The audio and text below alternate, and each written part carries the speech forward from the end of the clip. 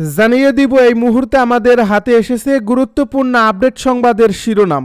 শুরুতেই থাকছে বেগম খালেদা জিয়া রোগ মুক্তি কামনায় ঢাকেশ্বরীতে প্রার্থনার আয়োজন পূজা উদযাপন পরিষদের।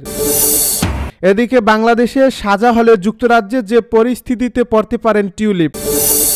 আরও জানাবো ইরাকে হামলার বিষয়টি উড়িয়ে দিল ইরাক। এদিকে সাবেক স্বরাষ্ট্রমন্ত্রী কামালকে প্রত্যর্পণের অফিসিয়াল তথ্য নেই, জানালো পররাষ্ট্র উপদেষ্টা। সব শেষে জানিয়ে দিব বিজয় দিবসের কর্মসূচি স্থগিত করছে বিএনপি। এতক্ষণ শুনছিলেন হাতে থাকা আপডেট সংবাদের শিরোনাম, এবারে বিস্তারিত। তবে তার আগে অনুরোধ রইল ভিডিওটিতে একটি লাইক এবং কমেন্ট করে জানিয়ে দিন ভিডিও সম্পর্কে আপনার মূল্যবান মতামত। আরও জানিয়ে দিন ভিডিওটি কোথা থেকে দেখছেন বা কোন জেলা থেকে দেখছেন। বেগম খালেদা জিয়া রোগ মুক্তি কামনায় ঢাকেশ্বরীতে প্রার্থনার আয়োজন পূজা উদযাপন পরিষদের। বিএনপির চেয়ারপারসন ও সাবেক প্রধানমন্ত্রী বেগম খালেদা জিয়ার স্বাস্থ্য পরিস্থিতিতে উদ্বেগ জানিয়েছে বাংলাদেশ হিন্দু বৌদ্ধ খ্রিস্টান ঐক্য পরিষদ, বাংলাদেশ পূজা উদযাপন পরিষদ ও মহানগর সার্বজনীন পূজা কমিটি। শনিবার পৃথক এ বিবৃতিতে এ উদ্বেগ জানানো হয়। খালেদা জিয়ার আরোগ্য কামনায় রোববার বিকাল 5টায় ঢাকেশ্বরী জাতীয় মন্দির প্রাঙ্গণে প্রার্থনা সভার আয়োজন করা হয়েছে বলেও পূজা উদযাপন পরিষদের বিবৃতিতে জানানো হয়।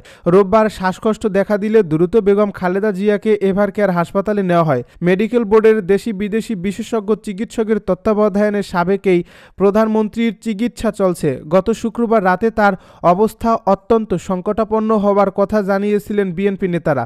হিন্দু বৌদ্ধ খ্রিস্টান ঐক্য পরিষদের ভারপ্রাপ্ত সাধারণ সম্পাদক মনীন্দ্র কুমার নাথের স্বাক্ষরিত বিবৃতিতে বলা হয়, জাতীয় স্বার্থে বেগম খালেদা জিয়ার দ্রুত সুস্থতা কামনা করি আমরা। পূজা উদযাপন পরিষদের বিবৃতিতে বেগম খালেদা জিয়ার সুচিকিৎসায় সর্বোচ্চ ব্যবস্থা নেওয়ার আহ্বান জানানো হয়, সেই সঙ্গে তার আরোগ্য কামনা করা হয়। বিবৃতিতে জানানো হয়, বেগম খালেদা জিয়ার দ্রুত আরোগ্য কামনায় ঢাকেশ্বরী জাতীয় মন্দির প্রাঙ্গণে রোববার বিকাল 5টায় এক প্রার্থনা সভার আয়োজন করা হয়েছে। বাংলাদেশে সাজা হলে যুক্তরাজ্যে যে পরিস্থিতিতে পড়তে পারেন টিউলিপ। পূর্বাঞ্চলের নতুন শহর প্রকল্পে ক্ষমতার অপব্যবহার করে প্লট নেওয়ার অভিযোগে সাবেক স্বৈরাচার প্রধানমন্ত্রী শেখ হাসিনার বোন শেখ রেহানা এবং ভাগ্নি টিউলিপ সহ মোট 17 জনের বিরুদ্ধে দুর্নীতির মামলা হয়। সোমবার এই মামলার রায় ঘোষণা হবে।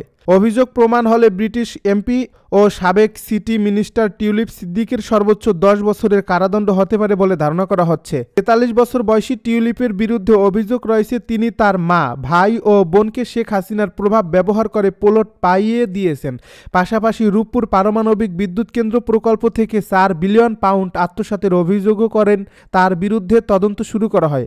এ ঘটনায় প্রথম প্রকাশ্যে আনে সংবাদ মাধ্যম ডেইলি মেইল। অভিযোগের জেরে তিনি সিটি মিনিস্টারের পদ থেকেও সরে দাঁড়াতে বাধ্য হন।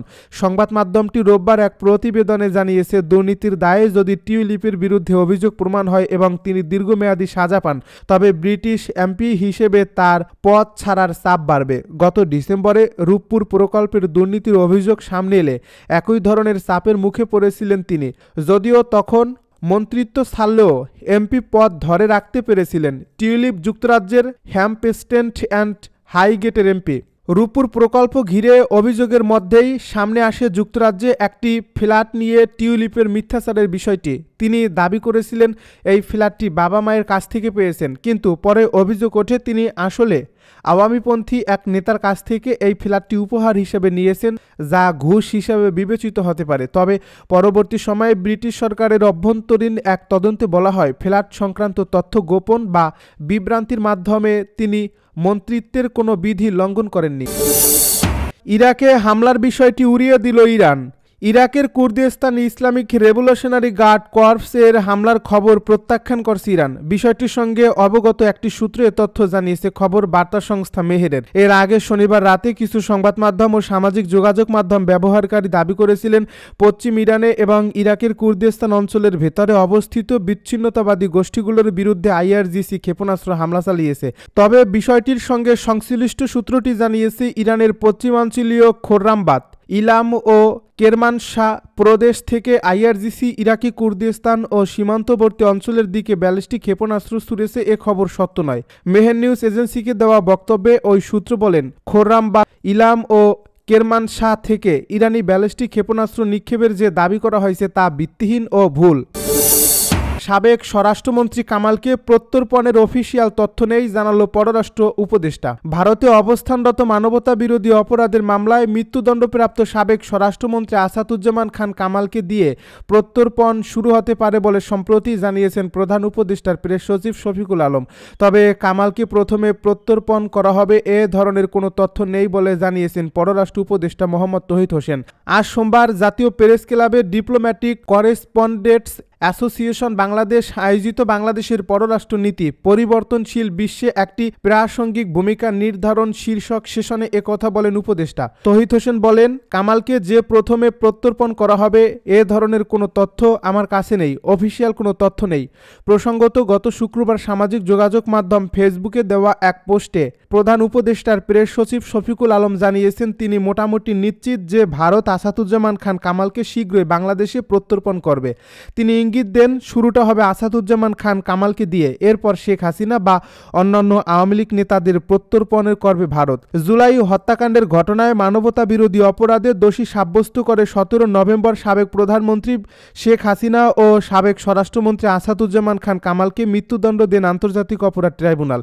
এরপর শেখ হাসিনাকে হস্তান্তরের জন্য সম্প্রতি দিল্লিতে বাংলাদেশ হাইকমিশন ভারতের পররাষ্ট্র মন্ত্রণালয়ে কূটনৈতিক চিঠি পাঠিয়েছে। বিজয় দিবসের কর্মসূচি স্থগিত করছে বিএনপি চেয়ারপারসন ও সাবেক প্রধানমন্ত্রী বেগম খালেদা জিয়ার শারীরিক অবস্থা অপরিবর্তিত থাকায় এবং তিনি হাসপাতালে ভর্তি থাকায় বিজয় দিবস উপলক্ষে দলের পূর্ব ঘোষিত সব কর্মসূচি স্থগিত করা হয়েছে। রবিবার দুপুরে নয়াপল্টনের দলীয় কার্যালয়ে আয়োজিত সংবাদ সম্মেলনে এ তথ্য জানান বিএনপির সিনিয়র যুগ্ম মহাসচিব রুহুল কবির রিজভী বলেন, চেয়ারপারসন বেগম খালেদা জিয়ার বিদেশে চিকিৎসার বিষয়ে মেডিকেল বোর্ড এখনও চূড়ান্ত সিদ্ধান্ত জানায়নি।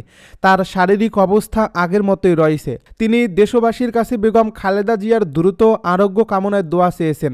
এর আগে শুক্রবার রাতে বেগম খালেদা জিয়ার ব্যক্তিগত চিকিৎসক অধ্যাপক ডাক্তার AZM জাহিদ হোসেন জানান, দেশি বিদেশি বিশেষজ্ঞদের সমন্বয়ে চিকিৎসা চলছে। যুক্তরাজ্য, যুক্তরাষ্ট্র, সৌদি আরব, সিঙ্গাপুর, চীন সহ বিভিন্ন দেশের চিকিৎসকদের সঙ্গে নিয়মিত আলোচনার ভিত্তিতে হাসপাতালেই চিকিৎসা দেওয়া হচ্ছে। তিনি আরও বলেন, হাসপাতালের সামনে অযথা ভিড় না করার অনুরোধ করেছি। সবার দোয়ায় তিনি সুস্থ হয়ে উঠবেন ইনশাল্লাহ। 80 বছর বয়সী বিএনপি নেত্রী দীর্ঘদিন ধরেই হৃদরোগ, লিভার সিরোসিস, কিডনি জটিলতা, ডায়াবেটিস সহ নানা শারীরিক সমস্যায় ভুগছেন। গত 23 নভেম্বর শ্বাসকষ্ট দেখা দিলে দ্রুত তাকে এভার কেয়ার হাসপাতালে ভর্তি করা হয়। বর্তমানে তিনি সিসিইউতে চিকিৎসাধীন।